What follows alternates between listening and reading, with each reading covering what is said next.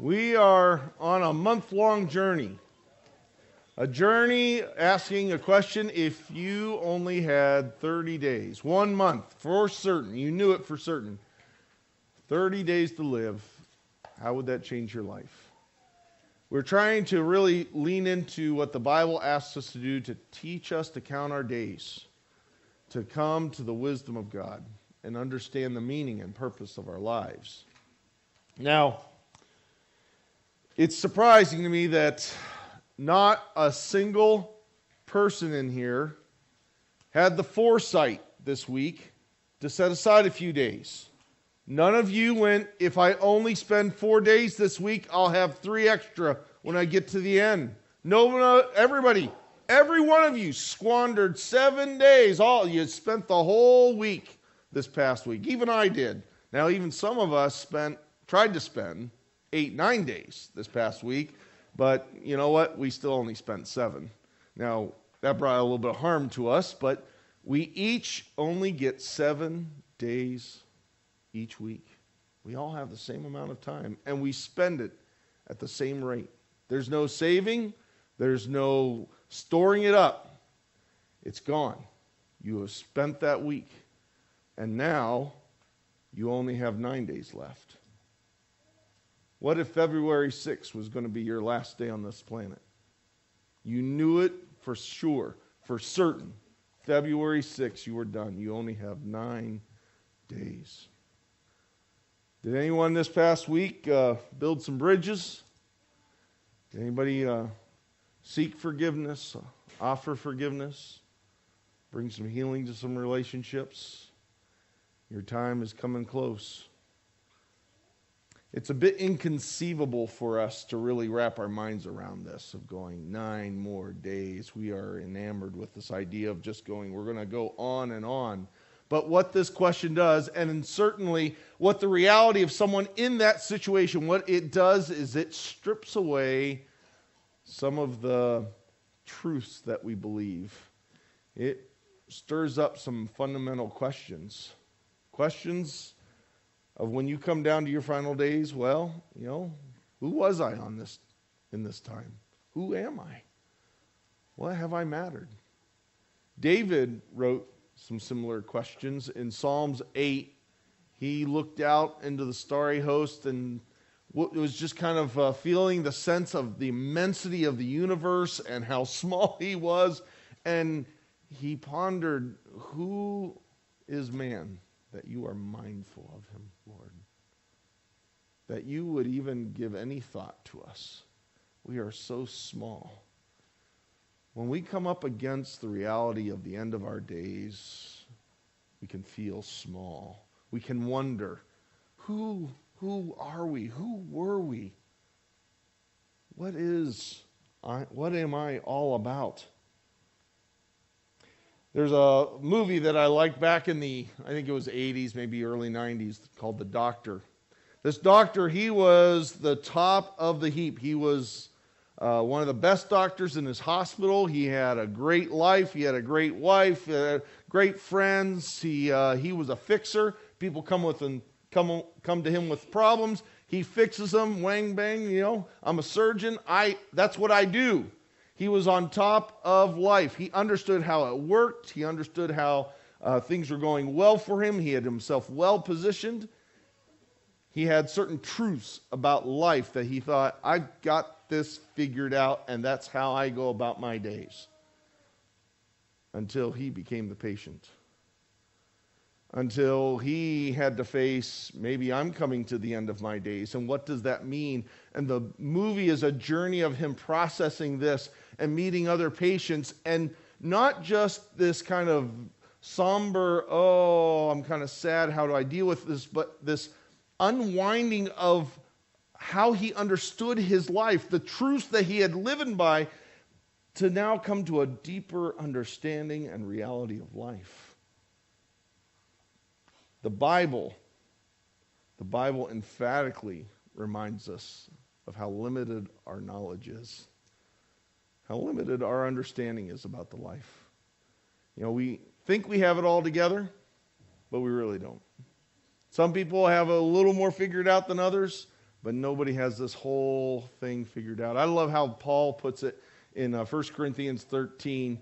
He says, look, folks, we might think we know it, but really, we're just looking through a dark piece of glass. We can't quite figure out everything that this is all made up of. And we're not going to know until we get to the other side. We won't know and how to put this all together. We might think that we have all knowledge. We might think that we have all truth, but we just don't.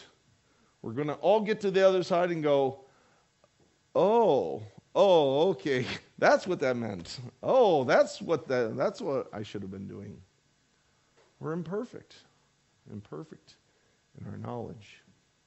This question moves us to this place of asking, who are we? And how do we understand our lives? We've looked at a couple other steps, but today we want to look at kind of a surprising step, to learn humbly. If you were truly at 9 days left, would anybody be signing up for college classes? Would anybody going, you know what I need to do? I need to go back and get that course. I need to learn something else. I mean, we wouldn't associate learning with the end of the days. We're like, hey, maybe I need to get some stuff done. Maybe it's like a deadline. Is that the way our last day is going to be? Deadline? For some people, deadlines make them kind of get motivated to get things done early. For some of us, deadlines make us get motivated to get them done late. And I've got a shocking revelation for you. I'm a late guy. I love the pressure. The pressure helps focus and drive me. You know, is that the way that you're going to come down to your last day? Oh, man, 9 days. I got a lot to do. I've got a big to-do list. Because, man, if I've only got 9 days, the deadline's coming. Or would it be just quite the opposite? Would knowing your end speed you up? Or would it slow you down? And that's the first step in learning to learn humbly through life. And that's to be still. Our culture, our mindset, our instruction all tells us to add more into life. To get more out of it, we add more in. Right? If I do more, if I fit more, life will be more meaningful. And yet, what is the trend here? Anyone that knows their impending day of departure, do they speed up or do they slow down? Invariably, they slow down. In that movie, the doctor, he connects with a patient and they start kind of doing that bucket list thing. We don't know how much time we have left. Let's run do this. Let's run do that. And they're on their way getting somewhere. They've canceled other appointments and they realize, wait a minute, this is crazy. Life isn't brought about by rushing, and they just stop. They don't even go to the event. It is in the stopping that our knowledge becomes complete. Psalms 46, a classic line, a foundational line, be still and know that I am God. Or maybe we could interpret this, be still to know that I am God. You want to improve your understanding about life, your understanding about yourself, there has got to be an essential part where you just stop and you be still.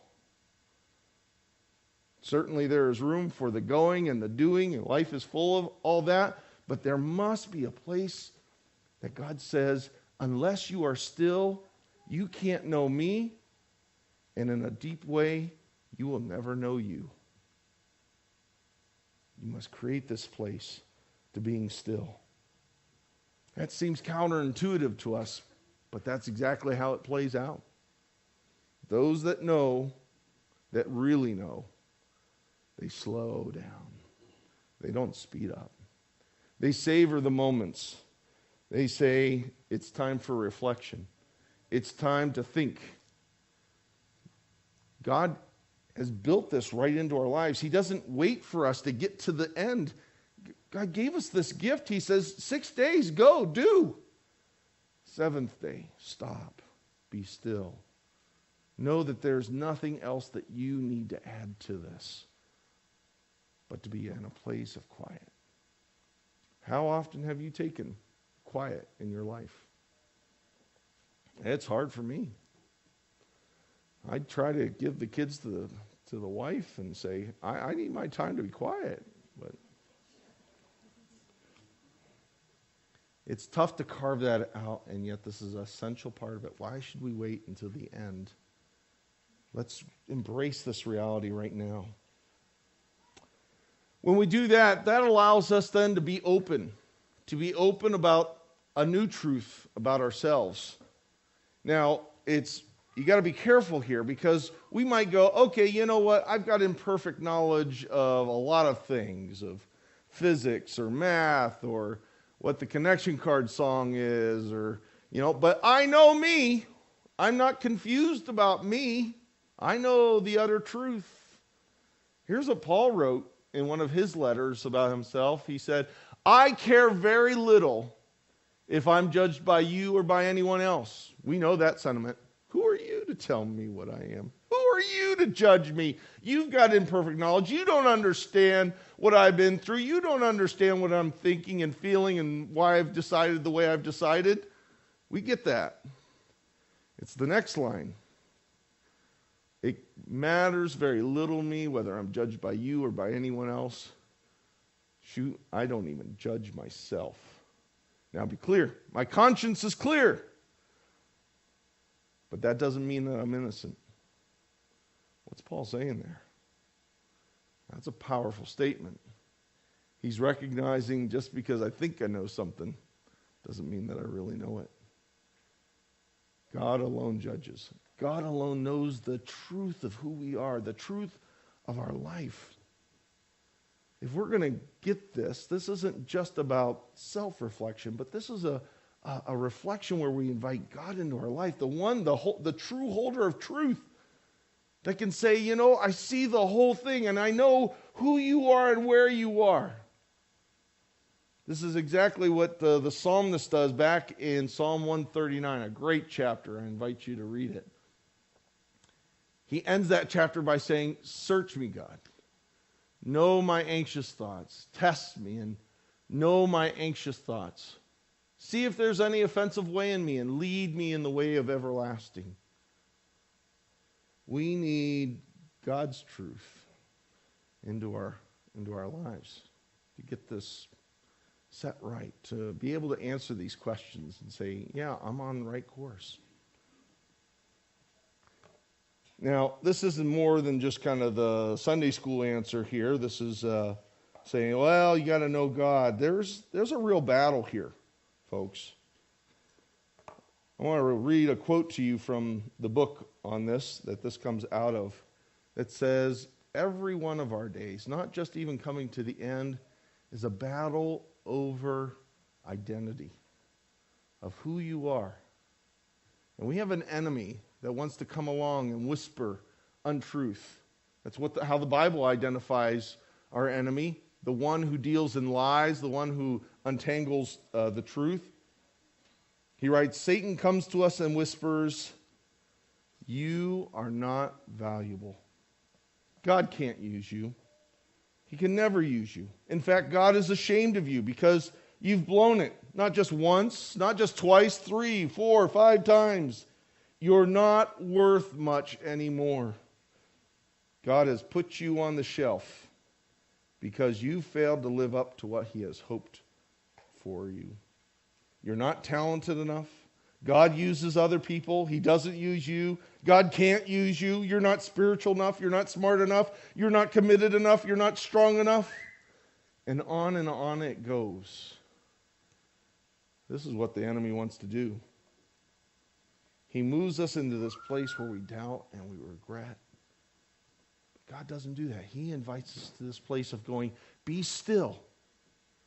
Be open. Let me whisper the truth into your life that you might know who you are. You're my son. You're my daughter. I think of the movie of The Lion King. Remember Lion King? So you got Simba, a little cub. What happens to him? He gets just burdened with this guilt. It's your fault that your father got killed. You're no good. Everybody's going to hate you. You're never going to amount to anything. The best thing you could do is go out into the desert and die. And he runs away and he builds this life of Hakuna Matata. It doesn't matter. I'm just not going to amount to much. As long as I just kind of avoid the truth, the past, I'm just going to kind of make it through and it's going to be okay. Until that truth is challenged. Until a guide says, no, you were still made for more. And then he has the vision of his father in the clouds. His father comes to me and says, you have forgotten me. No, how could I forget you? You're the biggest wound of my life. You're why I'm where I'm at. How could you say that I've forgotten you? You have forgotten who you are, and so you have forgotten me. The Bible doesn't invite us to this place of reflection for regret and guilt, but a place to say, God, speak the truth of me into my life. You're my Father. I have identity because I'm connected with you. This is what we look for at the end of our days, but we can have it now. We need to take that time to be still and to be open, not to go, I know it. I know what I am. Paul didn't. How can we? When we dare to be open like this, then we can finally step into being transformed. I love Max Lucado's line here. He says, Jesus loves you just the way you are. You get this? You don't have to change a single thing. He's not saying this to church folks, guys. He's saying this to everybody across the universe, across the world, across history. I love you just the way you are. In the ditch, on top, CEO. It doesn't matter. I do not have a to-do list that, boy, if Pastor Noel could do this, I'd love him a little bit better. That's my wife's list, not God's list. Maybe even my kids' list, right? We've got our list. If this person would do this, I'd love him a little bit more. God has no list for you. We talked about this the other week. God is nuts about you, as bad and wrecked and damaged and broken as you are. And there's not one thing you can do to add or detract from that. But he loves you too much to leave you that way. He's not trying to fix you to make you lovable. He already loves you. He's going, I want to be involved in your life to get you out of the ditch. I don't want to leave you there. Which of you would come to your child that's a drug addict and go, hey, I love you, and you say it and you know it and you mean it, and go, but you go ahead and stay that. Just remember I love you, and walk away. We go, that's not love at all. A parent would fight for their child and say, no, you're more than this. You're meant for more than this. Let's get out of there. That's what God offers to us. Find and know the real truth, and then let me do my work. So often we go into life and we look at the things that happen, and we're not just regret, but just kind of the burden of, man, things did not go right. This went so wrong, and I feel beaten down by it. I love the quote by Winston Churchill. You ready? If you're going through hell, keep going. Don't stop. Because here's the truth, the biblical truth. God works best in the darkest hour. This is the wonderful truth of God, is that he doesn't have to everything go right. Not only does he not have to have things go right in your life, he does his best work when everything is wrong. When it's dark, he is the light. John writes about this. He says, look, right now we're children of God. Right now. Don't need to do anything more. He's taking care of that. What we will be, we don't quite know yet. Our knowledge is imperfect. I don't know.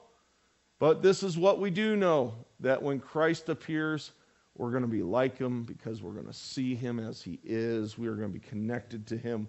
He is going to be ours. He'll be his. And now all who have this hope purify themselves now, just as he is pure. There is work today that we do to make ourselves right. Ask yourself this. When someone's coming to the end of their days, no matter what their belief system is, what their philosophy of life is, do they tend to become more spiritual or less? What do you think? Do people become more spiritual, in whatever way that means, I'm not putting any context on it, or less? Invariably more. Why? Why? Doesn't the truth of coming to the end of our days kind of stir something up to go, we're something more than just the activities that we've done? We're seeking for this connection, for this something more. We might not know what it is, but it's out there and it's coming. I love Paul's confidence. He writes it this way in a letter. He says, I am confident of this. No sideways of it. That he, speaking of God, that he who began a good work in you is going to carry it on to completion until the day of Christ Jesus. He's not done with you. And he's taken every bit of your life, the good, the bad, and he's using it to bring you to the person that he's called you to be. So that when we're coming to the end of our days and we begin to do this reflection, it doesn't have to be met with regret. It's not that there aren't sad things. It's not say there aren't bad things, things that we have to wrestle with, but we start to weave them into this story of what God is doing and has done and will do. He's never going to give up on you. He's going to bring it to completion. Don't worry about it. If we embrace that and say, God, I want to keep on leaning into you, even now. I want you to do your work, your full work in my life. We can finally get to that last step here of being connected. Not connected to God, but connected to yourself. Do you know we live disconnected with time? We tend to do one of two things with time. We either look backwards and go, oh, it was so much better then. Now we have to have Facebook. That's the way I talk. All you people are going, Facebook's great. I'm like, oh, what a great time before Facebook, right? Or anything that we would go, at an earlier time, it went better. My marriage was better. My job was better. My relationships were better. My car was better. You know, the 50s were great, or whenever. The 80s were great. I wish it could be like that. I wish my kids were small again instead of big and troublesome. It was great when they were 5. Those days are gone, and they're never coming back. Just as we all had to spend 7 days this week. No choice about it. It's the way it works. Time doesn't go backwards. You're never going to be there, and we lose the present because we're stuck in the past. Or we do the opposite, right? Well, it kind of stinks now, but man, someday, when this happens, when I get this better job, when I get more money, when he gets it right, when she gets it right, it's going to be so much better. And so I'm just kind of in this waiting mode when it finally gets turned around. And both of those cost the most important thing that we have, and that's today. Because at the end of it, the whole list here, you only have today. That's kind of the irony of this, is that we've been talking like this as though you have 30 days. None of us are guaranteed. None of us are guaranteed 9 days. You have today, and that's it. We hold on to the past. We cherish it. We look expectantly to the future, but we pull all this together in the day that we have. You don't believe me? Let's ask a guy that had less than 24 hours to live. Let's look at the story of Jesus. This is his last meal. Thursday night. He's going to be gone by Friday at 3. At this meal, it says, Jesus knew that the Father had put all things under his power, that he had come from God. I remember the way it was. That he was returning to God. I know where I'm headed. What does Jesus do with these two cataclysmic things? He gets up from the meal. He takes off his garment. He puts a towel on his arm. He gets a pitcher of water, and he begins to wash the disciples' feet. Talk about living in the moment, making today matter. He understood where he had come from.